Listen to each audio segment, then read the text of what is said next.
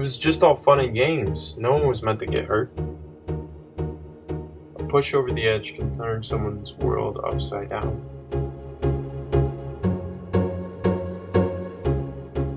Revenge, contempt, disgust, madness, and then the extreme.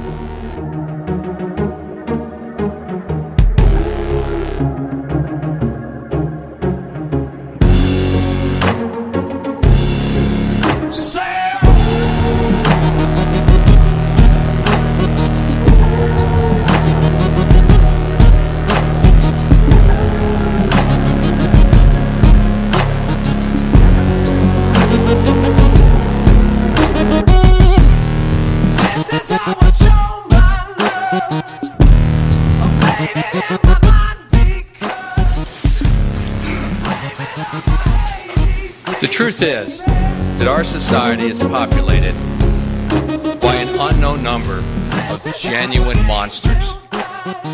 They walk among us every single day. Everyone I've talked to all day is filled with an anger that can't find focus. The much harder question is how a free society protects itself from a twisted mind.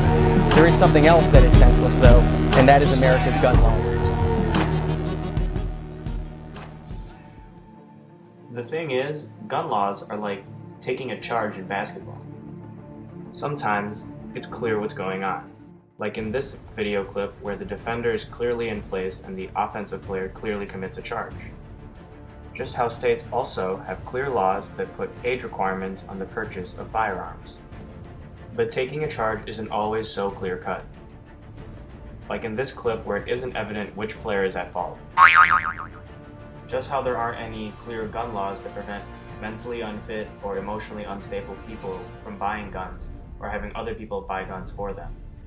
But that doesn't mean we can't use laws to aid us in preventing another tragedy. But how? Maybe we can look to our friends from across the pond. At a school in the Scottish town of Dunblane back in 1996. There, a 43-year-old former scout leader burst into the gymnasium of an elementary school, killing 16 5- and 6-year-old children and the teacher who was trying to protect them. In the months afterwards, a public campaign against gun ownership culminated in a petition containing more than 750,000 signatures, and of course that gun law change. Here in Britain, there are some of the toughest gun control laws in the world. This country's tight gun control laws have had a significant impact. With stricter gun control laws having such a positive impact in other countries, it makes you wonder, why doesn't the US follow suit? Since interest groups such as the NRA have impeded the passage of gun control legislation, the US must find another way to limit gun violence. Here's how. First, people who want to buy guns will have to take a mental health test, and if they pass and prove their sanity, then they get their gun. If they prove mentally unstable, however, they do not get a gun. Second, they must pass a background test that checks for criminal history, emotional distress, and a history of abuse or bullying, since these factors have led to many of the recent shooting incidents. Lastly, any immediate family and close friends must also pass these tests and checks, since many shooters actually get their guns from a family member or friend who purchased it. Oh, and one more thing. Civilian gun ownership should be limited to single-fire handguns. Not this, or that thing, and definitely not those. Hopefully, with these restrictions and evolving views on gun control, we won't have to worry about whether or not it was a charge, and we can just focus on playing the game.